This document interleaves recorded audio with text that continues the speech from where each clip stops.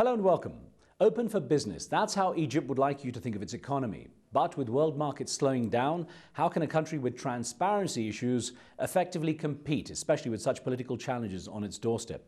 Well, our guest today, Rachid, Egypt's Minister of Trade and Industry, believes he has the answer and that Egypt has made significant progress.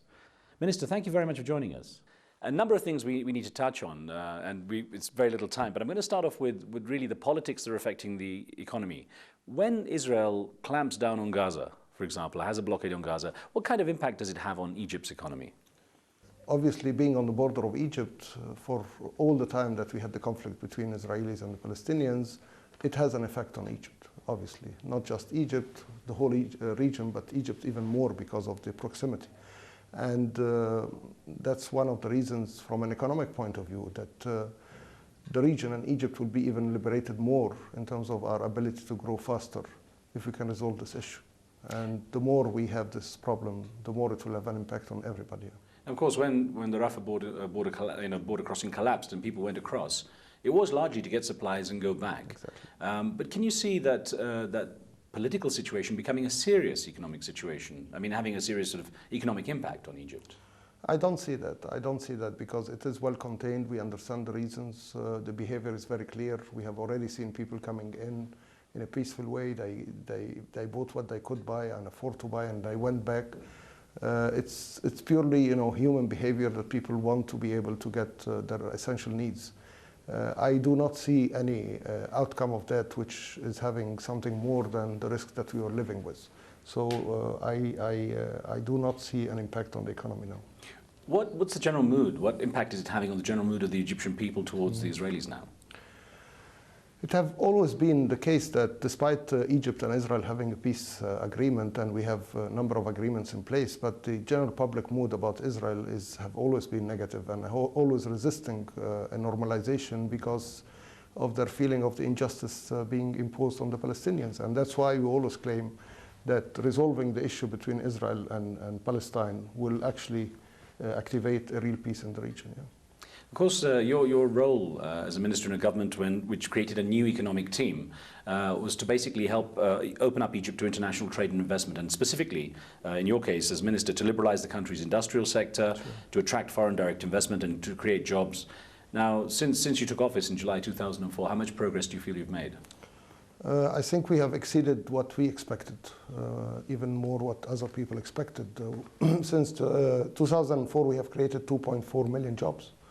The growth have gone up from 2 to 7%. Foreign direct investment, which was at a level of less than 2 billion, focused on oil and gas, last year was $11 billion. The growth in industrial sector went from less than 2% to 7.5%.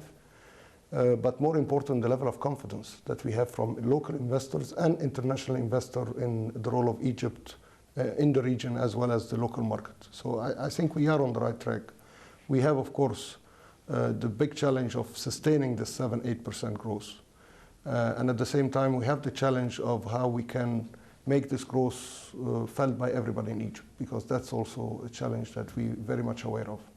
We got an email in, I want to put this to you. It came from the USA, and Bob Sonier says, to attract outside business, you must show that you compete on an even scale. Egypt mustn't overregulate or repress new business. Egypt needs to solve that problem before the world will see how open they are for business. So your comments on that? I think what happened in the last 3 years have been fantastic. Just look at the World Bank report in 2007, putting Egypt at the first place worldwide in terms of economic reform. We feel it inside of Egypt, but it's always helpful when we have bodies like the UN also who are gauging and comparing, admitting that we are doing what we can ahead of everybody else. We at the moment have 70% of our investment coming from local companies, mostly small and medium size.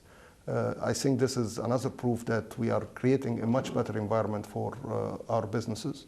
And we do believe that to be able to attract foreign investment will always start from the local companies. Yeah. Now, I have to ask you, you do face a number of challenges, though. The Transparency International's Corruption Perception Index ranks Egypt as one of the most corrupt countries in the Middle East and North Africa, in the MENA region. And the country is facing a fairly major challenge in battling corruption, both at a grand and at a petty scale. How can you make some positive inroads into that problem? Well, from day one, in our reform package, we were very clear that part of the reform we are taking is to eliminate corruption at all levels. I'll give you an example. All the reform we have taken on the tax side, as well as the customs side, was targeting the reduction of the informal sector, was a reduction of the red tape and bureaucracy control. All these things generate corruption, and that's have been improving dramatically due to the new systems that we have put in place. We have eliminated a lot of rules and regulations which can only enhance and promote corruption. So I see a significant improvement. And we are aware that this is a road that we need to continue working in. I have to put something else to you also. The World Bank's 2007 assessment of how easy it is to do business around the world had Singapore ranked #1, and Egypt was tied with Malawi and ranked below the West Bank and Gaza Strip. And yet, you have managed to attract so much investment and achieve these results. What do you think has been the basis for that? Irrespective of this ranking or this assessment, you still managed to make progress. It's the confidence. I think people know and understand that Egypt is serious about what we are doing. The potential of Egypt is great. The attraction in terms of the population, the market potential, the locational potential, the skilled labor that you could find in Egypt, the low cost of production, the trade agreements in place. For the business community, they can read this very clearly and they understand. And the spirit that we have put forward in the last 3 years of real partnership between the business community and the government have given a lot of people confidence. Do not forget, when people invest today, they invest more in what they expect to happen in the next 3-4 years. So it is true that we started from a very low position, but I think there is a very high confidence internationally and locally that Egypt is going in the right direction. Yeah, but there are obviously issues of political reform or issues concerning the government, which might have an impact on the economy. Are you confident you can address those as obviously someone managing the economy of the country? Sure, because we knew from day one that economic reform will not work on its own. And for that reason, the package that was announced was economic, social, and political reform. And the President Mubarak, when he was re-elected, he had a very clearly articulated program of political reform. Because we feel that the more we open and liberate the economy, we need also to see the same happening on the political side. And that is happening. And we are seeing day after day a much more active political life taking place in Egypt. Is there the will, though, to really sustain that, to maintain that, considering Egypt's history? It's been fairly entrenched with one party and one leader. Well, I think it goes hand in hand. On one hand, if you have a total openness on the political side and you do nothing on the economic side, this will also be a very unsustainable position. For that reason, we need to ensure that they're moving hand in hand. Looking at other aspects of the economy, I know Egypt is looking to try to pick up some of the outsource work and projects that are out there. In fact, trying to get some from India, which also has been receiving more than it can handle from the West, I think. What are the prospects on that front? Very, very positive. We just had McKinsey, who have done a big study for the outsourcing potential of Egypt, which have given us a lot of confidence that we have a lot of elements that could attract the outsourcing business. Day after day, we are attracting new players and very significant names around the world to establish their outsourcing position in Egypt. We will, of course, follow the steps of India. I wish I can say we are competing with India. We are not there yet, but we have different things to offer. Egypt location, the time zones are different. Egypt is also having the advantage that we have so many languages. Our young people speak more than English. They speak a lot of European languages. And for that reason, we are seeing something that if Egypt is offered that is unique in one sense. Yeah. You had a fantastic track record as a businessman, achieved a lot as head of Unilever for the region, and were highly respected. In your early steps as minister, you went to General Motors and did a deal there to try and sort out aspects of that. Now, you've backed the motor industry and the textile industry, but when you look at how they're doing on a global scale, and you're trying to encourage investment in that area, considering all the developments globally, is that a wise area in which to put your money? It is, because what we are doing in Egypt is very different to what other places are doing in terms of textile. Egypt has an inherited advantage in its cotton. We have a very high quality cotton. What we are trying to do, and again I'm relying on some of my business experience, is to create a very clear marketing niche that we are trying to work on. which is more towards high quality textile products, which is taking advantage of what we have in terms of cotton. What we have done with General Motors and others is also building on the fact that with the population of Egypt, we will have definitely a very attractive automotive market in the future. But we can offer more than just what Egypt can buy. And I think the flow of investment in these two areas and the progress of the volumes and sales and export is an indicative that we are on the right track. One of the other mandates I'd mentioned earlier was jobs. When you look at the unemployment situation, which is potentially an issue for Egypt, how are you making progress on? You said you created a couple of million jobs, 2.5 million jobs or something. Yes. But that's a drop in the ocean when you look at the potential with Egypt. Well, it is moving in the right direction, because the target we set to ourselves was to exceed 650,000 jobs a year, because this is the number of new entries into the job market every year. We have exceeded that. So we are eating up of the existing stock in the unemployment. But once we have created this vitality in the market, it has opened to us another challenge and another facade of the unemployment, which is the skills and the competency development in young people. And that's where we are putting a lot of effort and money at the moment. So the job creation is working. What we need to work more on now is the skills development of our young people. Yeah. Of course, to be competitive, Egypt is trying to move away from government-funded jobs and pushing people, into basically government posts, which could just be deadwood, basically. And yet, Egypt is still heavily subsidizing food, housing, and fuel. Sure.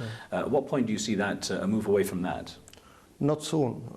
We are very careful to cater for the 20+% of the population which are under poverty line.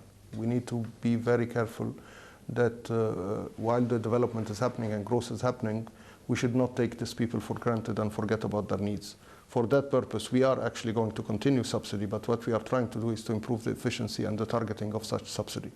And we are trying to use everything that we are getting in terms of return from our growth to ensure that we are able to elevate these people from poverty. As a businessman, you had regional responsibilities. You're aware of doing business in the region. It's interesting that trade between Arab nations is so low, around 8%, yet other blocs, Europe and Asia, do so much better. What is the main issue with Arabs doing business with Arabs? Well, usually it was the governments. Today, I think we are seeing significant progress. If you look at what have been happening in the region the last 3-4 years, and the amount of companies who are thinking regionally, acting regionally, and having trade and investment across borders in the region, they are increasing by the day. And they are now running to a stage where they are ahead of the governments, and that's very positive, and that's the way it should be. Because in the past it was government setting rules and nobody was followed. It was like, preparing a game, there were no players. Today they are the players, and they are very active, they are very capable. And we as governments, we are trying really to catch up with them. And the numbers are proving that. The numbers of inter-regional investment are growing. Every single country in the region now have significant investment from other Arab countries, not just from the Emirates or from Saudi or from Qatar, but Egyptian companies now invest, Lebanese, Jordanians, Moroccan, Tunisian. Same is happening with trade. In the last 3 years, we have implemented a free trade agreement in the Arab countries, and the trade has been up almost by 25% every year. Yeah. Now, when you look at money coming from areas like the Gulf, they've been buying up some pretty big companies, like big food companies in Egypt. Are you worried about these kind of major industries going into the hands of outside businesses, outside companies? No. What we have really tried to establish in the last 3 years is also the rules and the control mechanism of ensuring that free market has its own control. So we have issued in Egypt an antitrust, a competition law, a consumer protection law, which actually move more and more the government into the role of regulator. And at the same time, this allows us to open our markets more to any foreign and Arab investors. We do not mind at all investment coming in, as long as they are playing it fairly and they are actually following the laws inside of Egypt. What impact have the qualified industrial zones, the QIZs, had on Egypt's economy, considering they were initially encouraged by the USA as a way of improving trade between Arab countries and Israel? Initially, Egypt rejected them. It was when you came into the cabinet, really, you pushed for these. What impact have they had? The impact is positive in two aspects. One, it have maintained and grow, and actually we have seen a grow in our textile export to the United States, and that was the trigger of the agreement, because this was a reaction to the end of the fiber agreements in 2005. If we look at our numbers in terms of export to the United States, have grown since then by doubling the numbers. But the other impact is the ability to attract more investment. Many companies have been coming to Egypt now to take advantage of this agreement, plus the other agreements like the partnership with Europe. Look at the Turkish companies moving into Egypt today. We have more than 300 Turkish companies coming into Egypt because of the trade agreements being in place. Yeah. Now, the USA obviously has so much influence in the region and has been a big factor in influencing Egypt. It provides about 1.3 billion in military aid every year, since 1979, in fact, and about $815 million a year in economic aid. Is that dependence on US money likely to decrease at any time? It's happening every day. As far as the aid, now the number have been reduced to about $400 million. And Egypt made it very clear with its performance in the last few years that we are less and less dependent on this kind of aid. Yeah. What about the state of the US dollar? It's been such bad shape, certainly in the last year even. Mm-hmm. Is there any chance Egypt might change pegging the Egyptian pound, which is linked to the dollar, to perhaps the euro instead? Like everywhere in the world, we have our own challenges with the currency.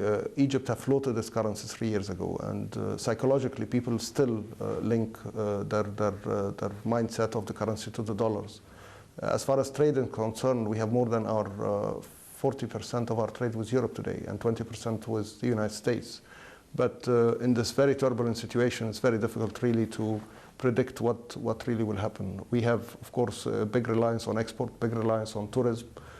We have 11 million tourists now coming into Egypt, and both activities are very sensitive to any exchange rates fluctuations.